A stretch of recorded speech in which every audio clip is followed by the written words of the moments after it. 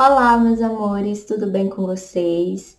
Vamos começar mais uma aula de história e hoje a gente vai dar uma pausa na história do Brasil, vamos voltar para a história mundial, para a história das guerras e vamos estudar a última guerra desse ano, que é a Guerra Fria. Esse conflito se iniciou logo após o fim da Segunda Guerra Mundial e surgiu justamente porque uma das consequências da Segunda Guerra Mundial foi a bipolarização do mundo entre o capitalismo dos Estados Unidos e o socialismo da União Soviética.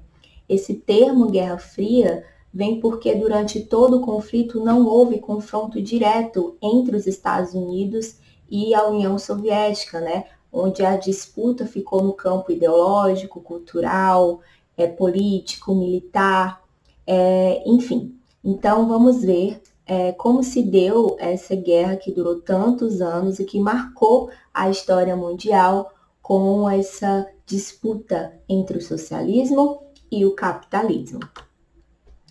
Então, vamos lá. Aqui a gente tem um resuminho do que seria essa guerra, que foi uma disputa pela hegemonia mundial entre Estados Unidos e União Soviética após a Segunda Guerra Mundial. É chamada de Guerra Fria por ser uma intensa guerra econômica, diplomática e ideológica travada pela conquista de zonas de influência. Então, quando vocês ouvirem falar em Guerra Fria, é lembrar principalmente que foi um momento em que os Estados Unidos e a União Soviética buscaram dominar o mundo com suas ideologias, capitalismo e o socialismo. Gente, mas por que não houve esse conflito direto, né, entre essas duas potências? Um dos motivos, gente, é pela questão da corrida armamentista. Nesse momento aqui, gente, tanto os Estados Unidos quanto a União Soviética já tinham bombas atômicas, né? Então, o poder destrutivo que essas potências tinham era uma coisa que fazia com que elas não quisessem esse confronto direto. Então, por isso que tanto de um lado quanto do outro, como a gente vê aqui na figura, eles pensavam não usar porque o inimigo pode retaliar. Eles sabiam que a tudo aquilo que um fizesse, o outro ia devolver na mesma altura, né? Além disso, gente, o mundo estava ainda horrorizado com todas as atrocidades da Segunda Guerra Mundial, né?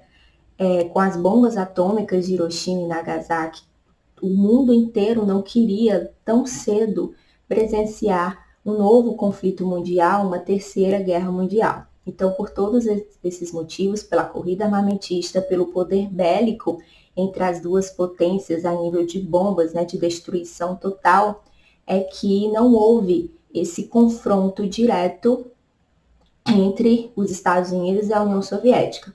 Mas é importante destacar que houveram-se conflitos, que nós vamos falar hoje aqui, nas áreas de influências desses dois países, onde eles tiveram participações, ok? Mas diretamente de ataque um ao outro, isso não houve. E aí, meu povo, justamente por ter essa existência, né, de bomba, de armas tão destrutivas, tanto da parte dos soviéticos quanto dos americanos, é que a gente vive na Guerra Fria o chamado de paz armada, onde as duas potências envolveram-se numa corrida armamentista, espalhando exércitos e armamentos em seus territórios e nos países aliados. Enquanto houvesse um equilíbrio bélico entre as duas potências, a paz estaria garantida, pois haveria o medo do ataque inimigo. Então, apesar de não ter esse conflito direto, os dois vão investir muito em armas, em avanços tecnológicos e expandir esse armamento para os seus países aliados, justamente para que um reconhecesse no outro um adversário do mesmo nível, né? Então, enquanto houvesse esse equilíbrio bélico, a paz estaria garantida, porque ambos sabiam que se atacasse, teria o troco na mesma moeda, tá? E aí, meu povo, agora que a gente já entendeu o conceito de Guerra Fria, né, o que foi esse conflito, vamos ver agora como é que ele expande, né, como é que ele vai se distribuindo pelo mundo. E aí tudo começa, gente, na Conferência de Potsdam, que como a gente estudou, foi a conferência que aconteceu logo no final da Segunda Guerra Mundial. Dentre outras essas coisas, foi decidido nessa conferência as punições que a Alemanha ia sofrer por tudo que ela tinha feito na guerra, né? E entre essas punições estava o quê? A divisão da Alemanha em 4 zonas de influência, gente. Isso mesmo, a Alemanha foi fragmentada entre uma parte ficou para a União Soviética, outra para os Estados Unidos, outra para a Inglaterra e outra para a França. Então, essa foi talvez a maior punição que a Alemanha podia sofrer, né? Já que depois de tudo que ela fez, ficou claro que ela não poderia mais ficar sozinha. Só que na medida em que a Guerra Fria foi se desenvolvendo, a Alemanha sofreu uma nova divisão, que foi agora em 2 zonas, entre a Alemanha Oriental e a Alemanha Ocidental. Então, só mais uma vez para ficar claro, com o fim da Segunda Guerra, a Alemanha ficou dividida em 4 zonas. Antes era a União Soviética, Estados Unidos, França e Inglaterra. Com a Guerra Fria, com essa bipolarização do mundo entre socialismo e capitalismo, a Inglaterra, França e Estados Unidos viram uma só Alemanha, que é a Alemanha Ocidental capitalista, e o outro lado, a Alemanha Oriental socialista.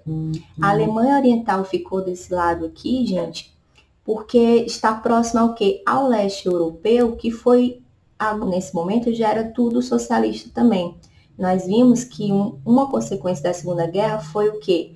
Todas essas regiões dos Balcãs, Polônia, Tchecoslováquia, Áustria, Lituânia, todos esses países passaram a ser socialistas, passaram a fazer parte da União Soviética. Então, aqui, por isso que esse lado da Alemanha acabou também sendo a parte da União Soviética, a Alemanha Oriental Socialista.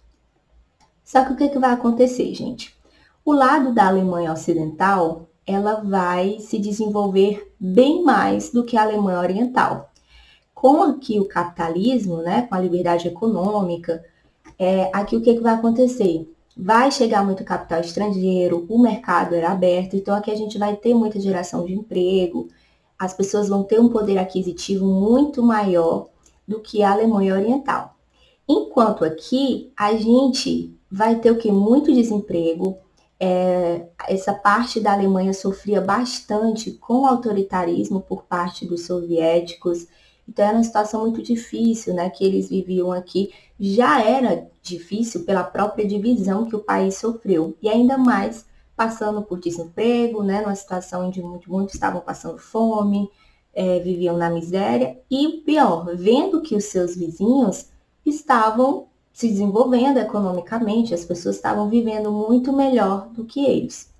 E aí o que vai acontecer? Essa galerinha aqui da Alemanha Oriental socialista vai começar a fugir para a Alemanha Ocidental capitalista, porque eles vão ver lá uma condição melhor para se viver.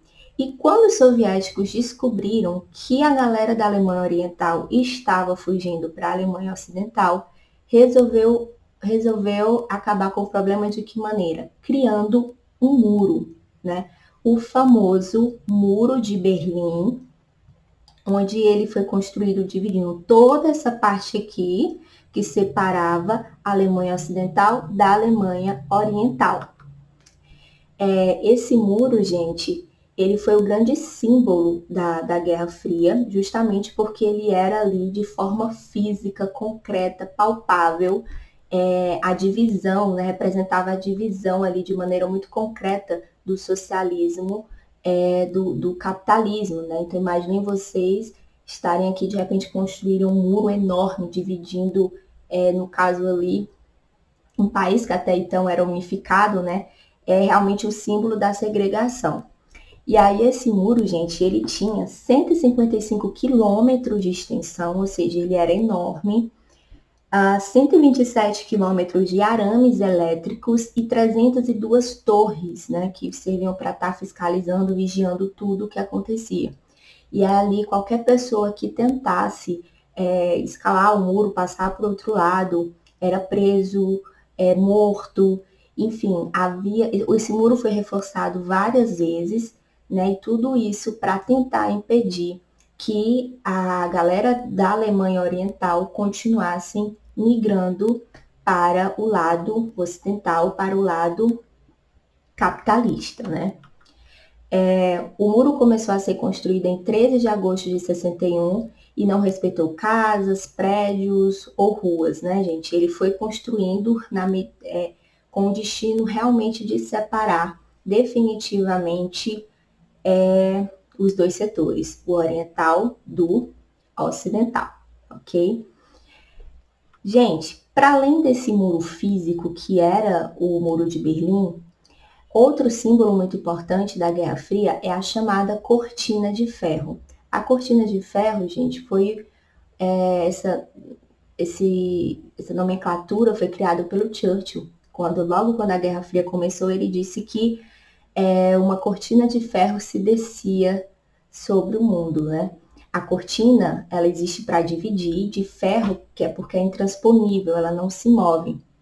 A cortina de ferro é uma linha imaginária que se estabeleceu pela Europa, dividindo ali as áreas de influência socialista e as áreas de influência capitalista, né? Então, tanto a cortina de ferro como o Muro de Berlim se tornaram os principais símbolos da Guerra Fria porque eles representavam a bipolarização do mundo, a segregação entre capitalismo e socialismo, né? O muro ali dividindo a Alemanha e a cortina de ferro dividindo a Europa, né? Dividindo o mundo entre capitalismo e socialismo.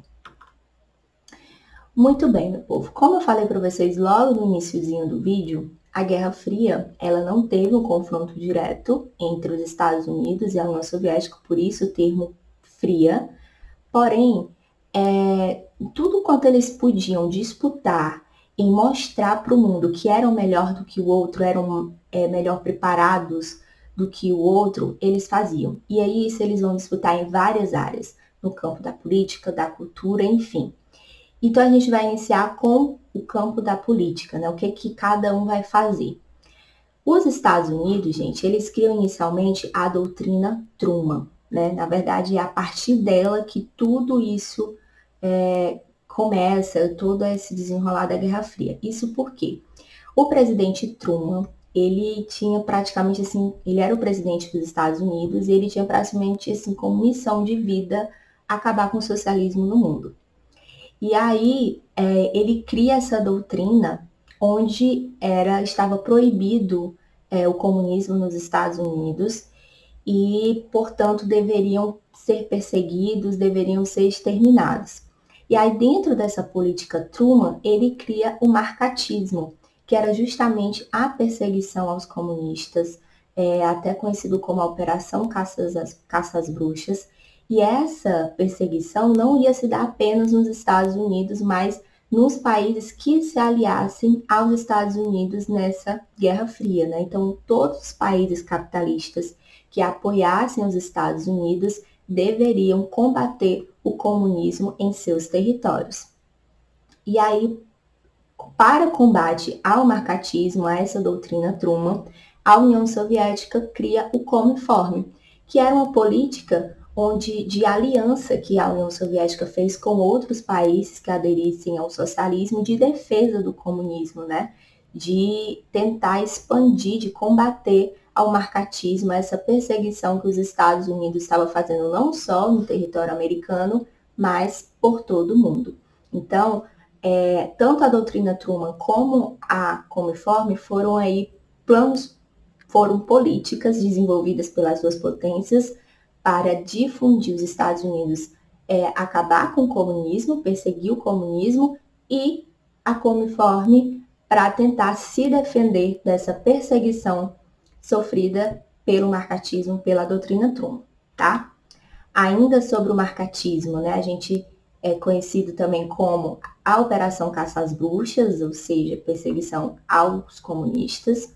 E aí, os Estados Unidos liderou uma forte política de combate ao comunismo em seu território e no mundo.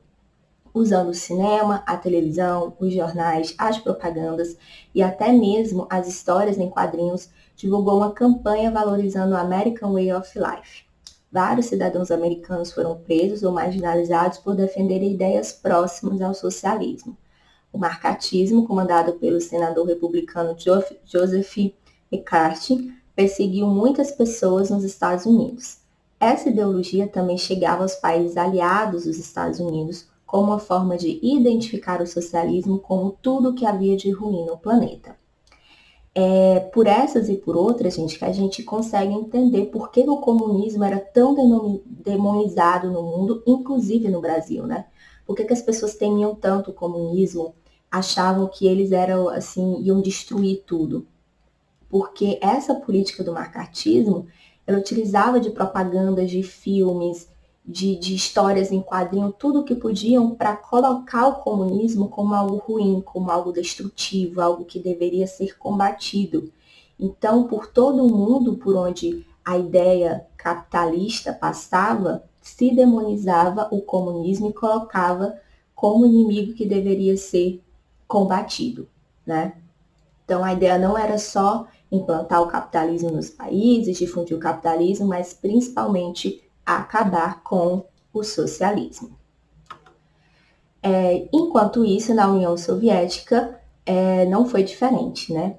Já que o Partido Comunista e seus integrantes perseguiam, prendiam e até matavam todos aqueles que não seguiam as regras estabelecidas pelo governo. Sair destes países, por exemplo, era praticamente impossível. O sistema de investigação e espionagem foi muito usado de ambos os lados. Enquanto a espionagem norte-americana cabia aos integrantes da CIA, os funcionários da KGB faziam os serviços secretos soviéticos.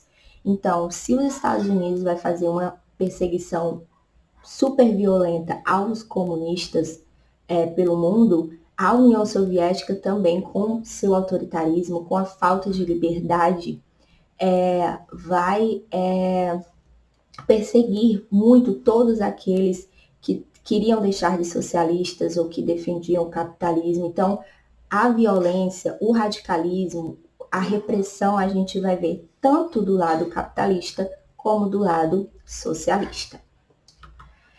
Um outro ponto de disputa, gente, é a economia. Numa guerra, o que os oponentes precisam? De aliados.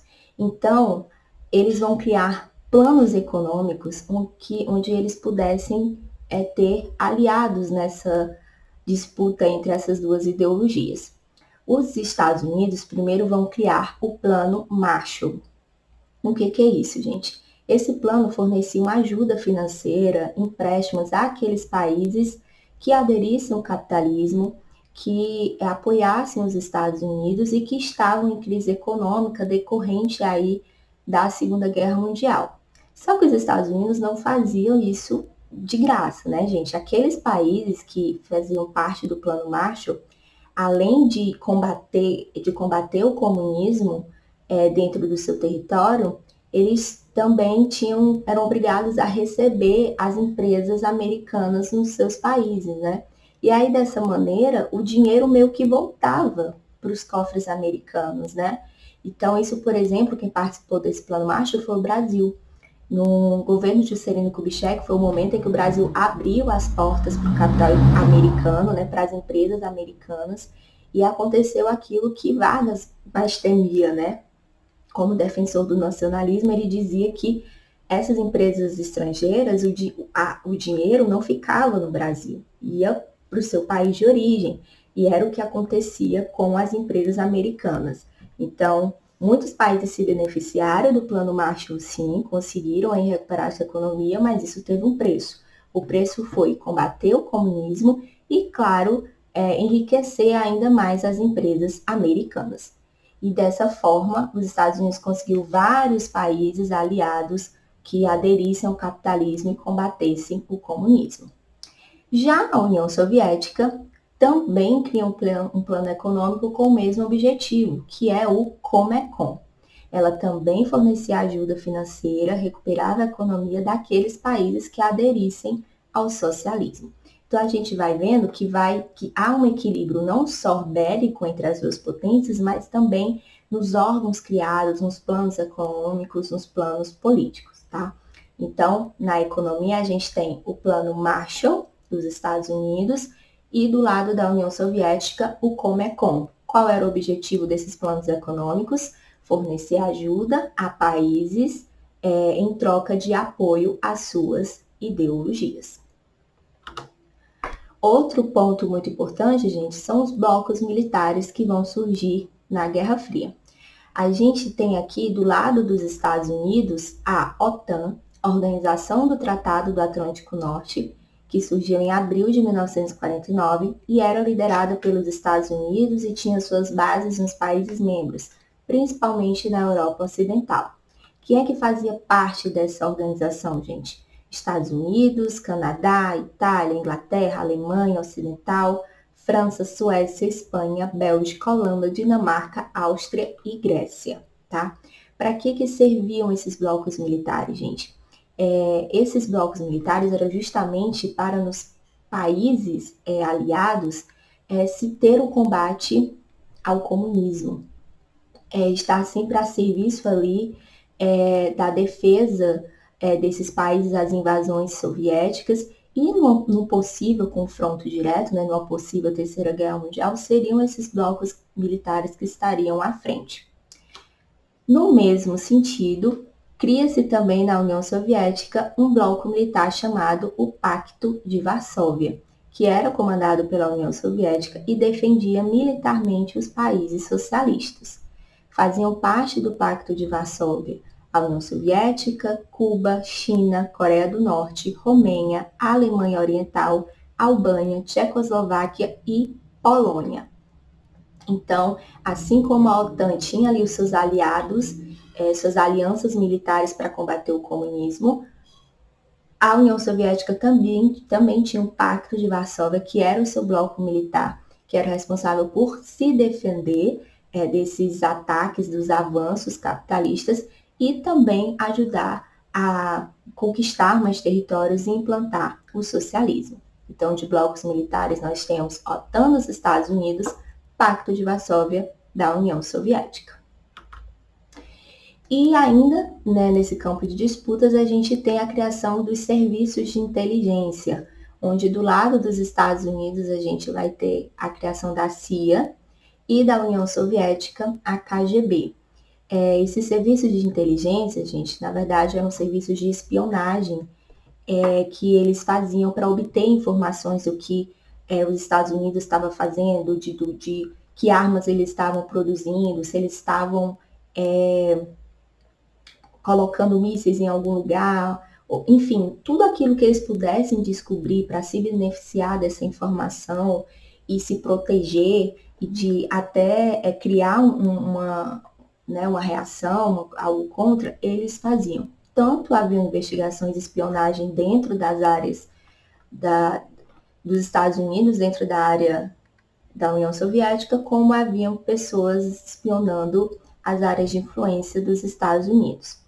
A CIA e a KGB, gente, vão se tornar muito famosas porque elas vão ser muito exploradas tanto nos filmes, nos gibis, né?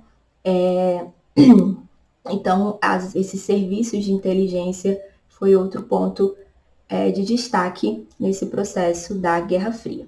Então, só para a gente recapitular aqui o que faz parte dos Estados Unidos e o que faz parte da União Soviética. Então, no campo da política, a gente vai ter a doutrina Truman dos Estados Unidos, que foi uma política criada para perseguir o comunismo, acabar com o socialismo não só nos Estados Unidos, mas no mundo, né? Dentro dessa doutrina Truman, a gente tem o marcatismo, que é justamente essa perseguição, é a Operação Caça às Bruxas, e do lado da União Soviética, o Cominform, que é justamente essa aliança que a União Soviética vai fazer com os países socialistas de defesa do comunismo. No campo econômico, a gente tem do lado dos Estados Unidos o Plano Marshall e do lado da União Soviética nós temos o Comecon. E esse plano servia para quê? na tentativa de conseguir aliados, faziam empréstimos financeiros, ajudavam a recuperar algumas economias para que esses países apoiassem as suas ideologias. No campo militar, a gente tem o bloco da OTAN, e do lado da União Soviética nós temos o Pacto de Varsóvia. Para que serviam esses blocos militares? Para justamente defender aí as suas áreas de influências de uma possível invasão, seja soviética ou americana. E, por fim, os serviços de inteligência, do lado dos Estados Unidos, a CIA, e do lado da União Soviética, KGB. Entendido? Se situaram? Beleza.